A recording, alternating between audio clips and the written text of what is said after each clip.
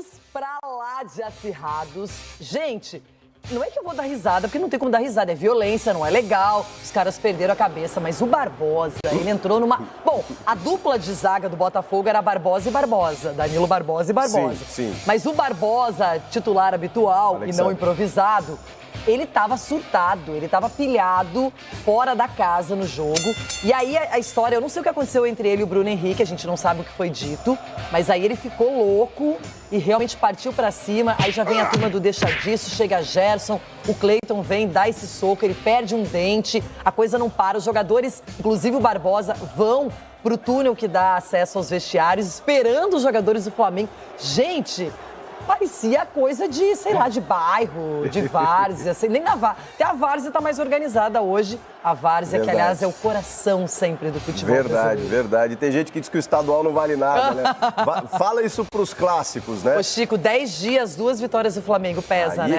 Aí é que tá. Pra um time que termina a temporada como a sensação do Brasil.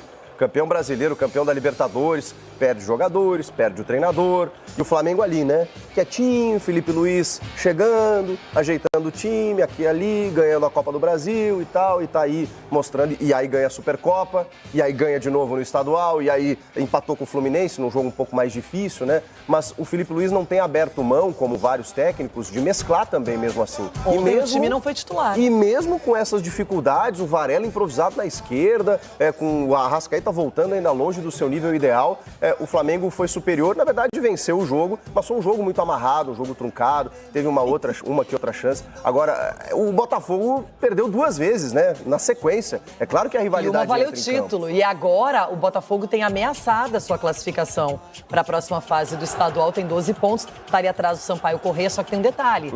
Isso não é uma coisa que pode acontecer. São times que ganharam o Brasileirão, a Copa do Brasil e mais a Libertadores, o principal título da história do Botafogo. E mesmo que o Almada e o Luiz Henrique não tenham substitutos, ele pode trazer ótimos jogadores, mas quem é que você consegue hoje contratar para o lugar desses 2 atletas, que são extra classes, acima da média? 2 coisas aí, dinheiro e criatividade, porque não vai bastar apenas o dinheiro e você não vai conseguir inventar um jogador ou jogadores com essa característica. No final do jogo já teve um princípio ali do Barbosa com o Wesley é muito bom lateral, né, pelo lado direito, provocativo, né, eles se engalfinham um pouco dentro da área ali. O Barbosa foi pegando uma pilha ao longo do jogo e aí, não só ele, né, e aí depois os jogadores do Flamengo, o Alex Telles entrou na disputa, aí o Gerson e o Cleiton acabaram expulsos, enfim, e o Barbosa saiu sem um dente, inclusive, da confusão. Que loucura. E se o Juninho não tivesse se machucado, o Bruno Henrique nem teria entrado tão cedo na partida. Isso. E talvez esse jogo tivesse um outro desfecho, porque o lance mais polêmico em campo aconteceu aos 32 minutos do primeiro tempo. Essa cotovelada do De La Cruz no Matheus Martins. A gente tem imagem. Olha isso. Essa imagem. O que me impressiona, ele ganhou cartão amarelo por esse lance, mas o que me impressiona é o VAR não ter feito nem uma chamada, não ter levado o árbitro a rever esse lance, pelo menos o monitor, porque, na minha opinião, é passível de cartão vermelho. Agora, ele deu o amarelo, deixou por aí, e para o Flamengo foi ótimo, porque não perdeu um jogador que é sempre importante. Nem acho que foi uma das melhores partidas do De La Cruz, mas ele participa ali de lances capitais do jogo, enfim.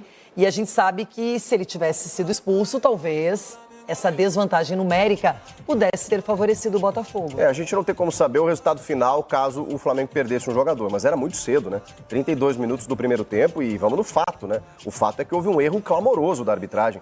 E aí tem escalonamentos de responsabilidades aqui. Tem o árbitro que dá o amarelo, tem o assistente. Gente, o assistente, inclusive, ele tá numa questão epidérmica, quase que sentindo o suor dos jogadores ali, de tão próximo que ele tá. Ele tá na frente do lance, ele não poderia recomendar também o juiz, tem certeza e tal, ou inclusive comunicação com o VAR que tá checando, que tem imagens, que tem todos os ângulos. A gente recebe uma imagem de frente aí, você vê que ele larga a disputa da bola, a bola já saiu e ele faz o movimento. É lance para expulsão, assim, clara. E o Léo Ortiz tá jogando muita bola, hein? Não só por ter feito o gol, mas pela atuação em si. Quero falar agora do outro clássico. Dessa produção. Bom, agora é hora de falar do clássico carioca, né? Rodando aí já as manchetes que vão meio nessa linha da repetição, né? O Globo usa a expressão filme repetido, no meia hora Mengão leva melhor de novo. Filme repetido, mas no quesito resultado final, ou seja, vitória do Flamengo, mas Eu vi 2 jogos completamente diferentes. E um filme repetido dentro dessa temporada também, né? Porque não, esse filme Porque repetido... no ano passado, por exemplo, Sim, o Flamengo sim. acho que perdeu os 2 jogos Pelo que fez contrário, contra o Botafogo pelo sim, campeonato foi. De goleada. brasileiro. Goleado, Sim. Né? Foi de goleado. Que é quando Filme repetido em termos de resultado. pode ter levado a melhor, não estou lembrando os resultados do Campeonato Carioca, porque o Botafogo foi mal, né? Disputou a Sim, Taça disputou a Rio, Taça era... Rio e tal. Enfim. Agora, a atuação do Botafogo ontem foi completamente diferente. Mais Eu a- atitude, né? Não é só atitude. Não é só atitude. Eu acho que teve a ver com um pouco de conceito tático. E eu acho, o que eu acho? Eu acho que o Fluminense, o Fla-Flu, deu aos outros clubes... Um caminho. Uma senha. Uma senha de como jogar contra o Flamengo.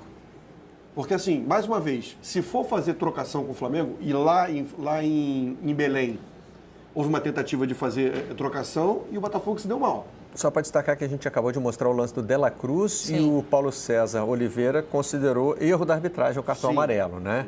Eu Ele acho- achou que a agressão era para vermelho. Eu achei essa uma das expulsões mais claras Eu dos também. últimos tempos no futebol. Muito fácil pro É VAR, a agressão muito clara, tentativa de agredir. Para o árbitro de campo, talvez não, porque dependendo da posição, ele não consegue visualizar. Mas no Agora, VAR não no tem VAR, explicação gente, olhar esse só pra- lance e Só não para dizer o seguinte, marcar, o não VAR expulsar. tem a mesma imagem que a gente tem.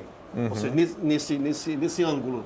Então, gente, todo mundo que assistiu a essa imagem, é fácil concluir que era para cartão vermelho. E aí poderia ter mudado o jogo. Claro, muda completamente. Então aí assim, eu vi o Botafogo, a escalação ela já veio diferente, com 3 jogadores de marcação. O Botafogo ontem não jogou com 4 atacantes, o Botafogo jogou com menos jogadores no ataque, tudo numa tentativa do Leiria de preencher mais ali o meio campo, como fez o Fluminense. E dificultar que o Flamengo se organizasse. Tanto que o Flamengo teve, no primeiro tempo, mais posse de bola, mas finalizou muito pouco. Tirando o chute do Juninho no início do jogo, com 1 minuto, o Flamengo teve dificuldade de se organizar na parte ofensiva, porque o Botafogo estava disputando essa bola. Agora, no meu destaque aqui, hoje no Redação, eu falei que o que vai ser diferente, o que vai ser, de repente, determinante para o Flamengo superar os adversários é o segundo tempo do jogo. E segundo tempo significa o quê? Significa o Felipe Luiz ter a capacidade de olhar para o banco de reservas e fazer trocas melhores do que os técnicos adversários. Porque o banco de reservas do Flamengo é muito qualificado. Então, na hora que ele faz isso, ele consegue manter o nível de atuação do time dele e o adversário não consegue manter o nível de atuação. E aí o Flamengo se sobrepõe contra quem ele está jogando. Vamos lá. O Flamengo jogou com um time misto, né? Não era a equipe titular do Flamengo, ainda que um Flamengo muito forte, né? O misto do Flamengo é ainda, acho que o melhor, sem dúvida, o melhor elenco do país. E o Botafogo teve mais atitude. Além do acréscimo do Danilo na zaga, acho que isso foi importante também em comparação com a Supercopa do Brasil, né? Ajudou muito o desempenho do Botafogo nesse sentido. Acho que o Botafogo foi mais preparado. Diga. Você está falando do Danilo do Botafogo. Danilo do Botafogo. Porque tinha um Danilo Tinha um no Danilo Flamengo na zaga também. Na zaga. Danilo do Botafogo. Acho que isso ajudou a equilibrar a partida. O Botafogo mais preparado, sim, para enfrentar o Flamengo. Aquele da Supercopa chegou despreparado em relação às movimentações que o Flamengo faz da sua equipe titular. Movimentação do Gonzalo com o Gerson, com o Bruno Henrique. Naquele jogo da Supercopa aconteceu com uma naturalidade imensa e o Botafogo não conseguiu ler as chegadas do Wesley lá na ponta direita, com toda essa movimentação acontecendo aí do ataque do Flamengo. Nesse jogo já era um Botafogo mais bem preparado. Só que eu acho que em mais uma partida que eu assisto o Botafogo jogar, de novo o Botafogo não consegue mais imprimir não é só o ritmo do jogo, mas aquelas associações que o Botafogo tinha na partida que fizeram o Botafogo ter o melhor futebol do Brasil no ano passado e que fizeram o Botafogo ter em alguns momentos de 23 também, ainda que com elencos diferentes em 23 e 24. E eu acho que isso já falei em outros programas e repito, eu acho que isso é algo que merece a atenção do Botafogo, muito mais do que se o Botafogo vai ter sucesso ou não no campeonato estadual. Eu concordo que deixe o estadual de fora, pensando na temporada toda, desde que o Botafogo estivesse usando esse tempo para planejar o seu elenco, para trazer o treinador, para aperfeiçoar a forma de jogar desse time com um novo treinador. E não tem feito isso. Aonde está o dono do Botafogo nesse momento? O dono do Botafogo tem que aparecer, esse dono do Botafogo tem que estar agora presente, planejando esse Botafogo. O Botafogo não está dando bola para o estadual, beleza, mas o Botafogo está perdendo o seu DNA, que ele custou tanto a construir nos últimos 2 anos.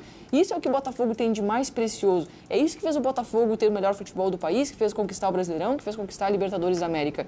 Porque soube determinar uma forma de jogar, ir no mercado, contratar essas peças, buscar um treinador que tivesse a ver com essa nova marca do Botafogo. E isso tem se perdido. Eu vejo esse início de ano de um Botafogo que está perdendo a sua essência. É difícil resgatar depois. Pode ser, então, que o treinador que chegue aí, chegue com uma ideia bem diferente de jogo e mude de uma vez por todas esse DNA botafoguense. Pode ser.